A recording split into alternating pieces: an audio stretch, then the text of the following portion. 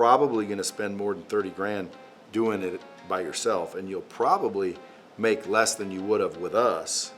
So altogether, dude, it's costing you money not to be with us. Why aren't you currently doing this? Like, what's stopping you, dude? How come you don't have a course? Like, you don't want them in the driver's seat. You want to be in the driver's seat.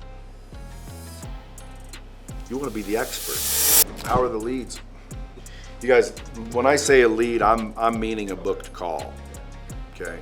I don't know why nomenclature seems to confuse everyone around here, but a lead that opts in and doesn't book the call is not, to me, a lead. That is a fucking opt-in, you know? A lead, when I say, you know, did you get a lead? It's a booked call. Why?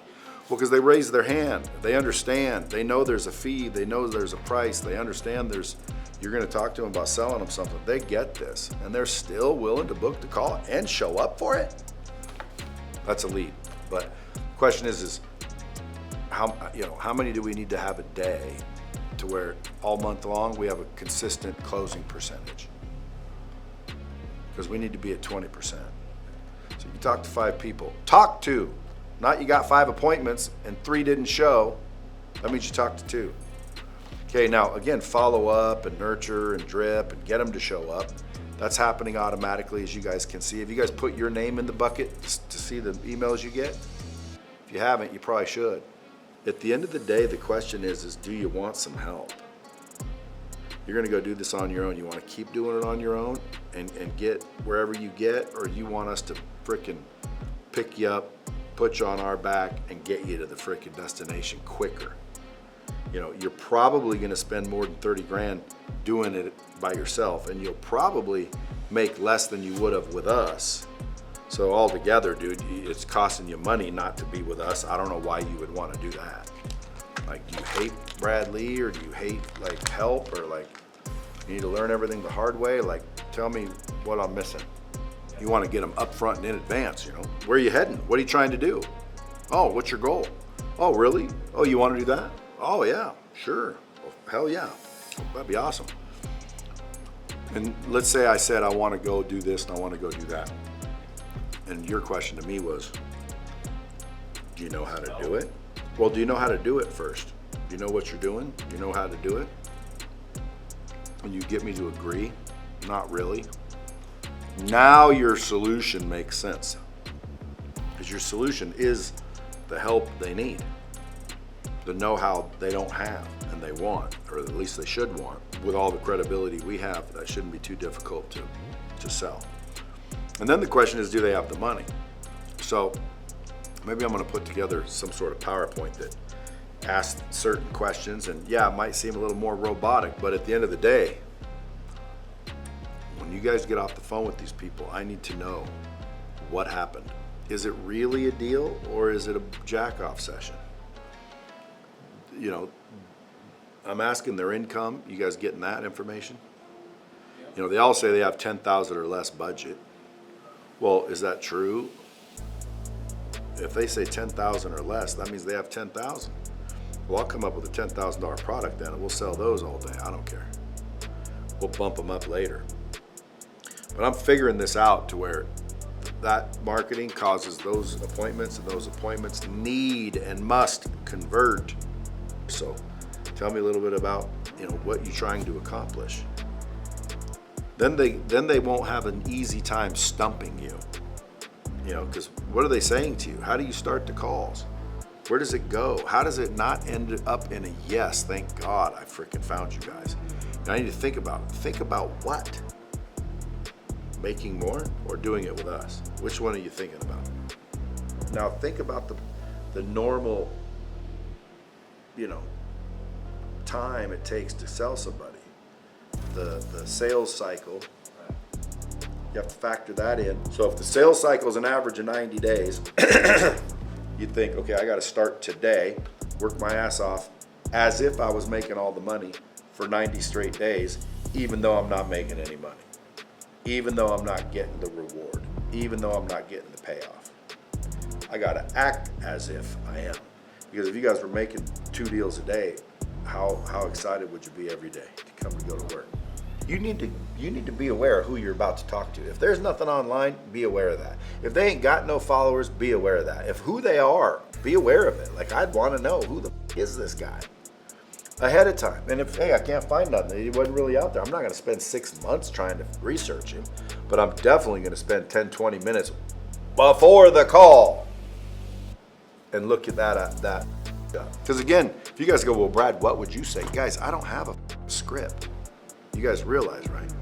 I use my brain and I say, okay, who is this guy? And like leading up to it gives me this, okay, boom. Now, when I get the person on the phone, what you say is, I think, less important than how you say it. You need to come across like a real person, not like a sales guy, a real person. So when you do the small talk, hey John, how are you, buddy? Listen, my name's Jonathan Muir. I'll be walking through a very simple process, and by the end, I hope you'll have enough information to make a decision. Fair enough, sound good, okay, let's go. Like, okay, now we're getting on this ride, this process. You got something to tell me. It's not formal, but it doesn't sound like a real person to me. It sounds like a salesperson to me. Now, what would sound like a real person to me? I don't know. I would have to freaking hear how the dude starts the call. I need to see the dude. You know, is the guy, you know, some goofball? What is he? What is she? What is she saying to me? I don't know. What could she say to you? I don't know. I don't have it. Well, here's what you say.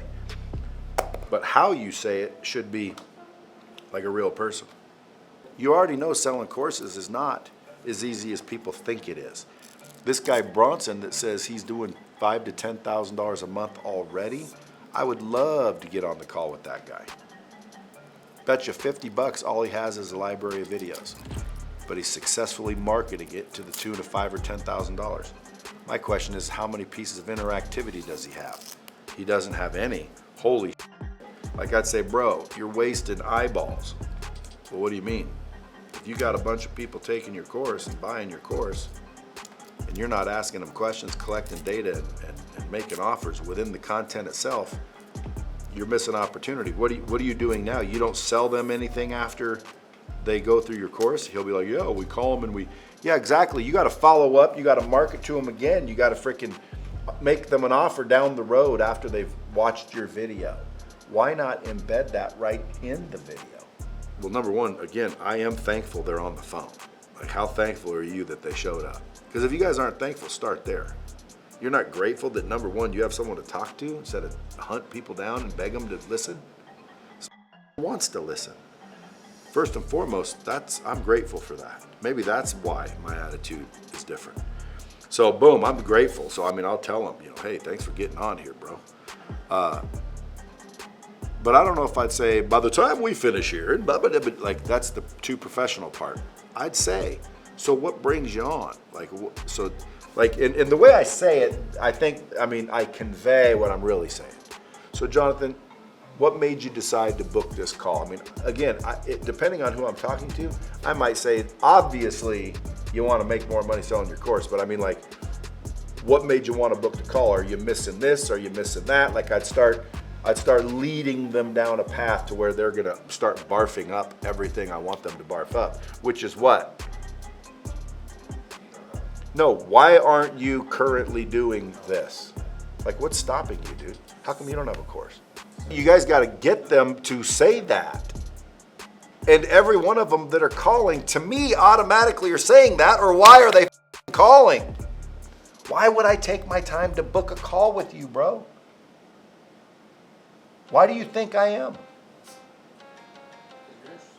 Because I want to make money selling courses online, dude. So like the fact that they're on the call should tell us that much, which is they obviously want to do this. So now we don't have to establish that. Do you want to do this? And then you make me say it. Now I feel controlled and manipulated and weird, and then it puts me in the driver's seat. Well, maybe, let me hear what you got. Like, you don't want them in the driver's seat. You want to be in the driver's seat. You want to be the expert.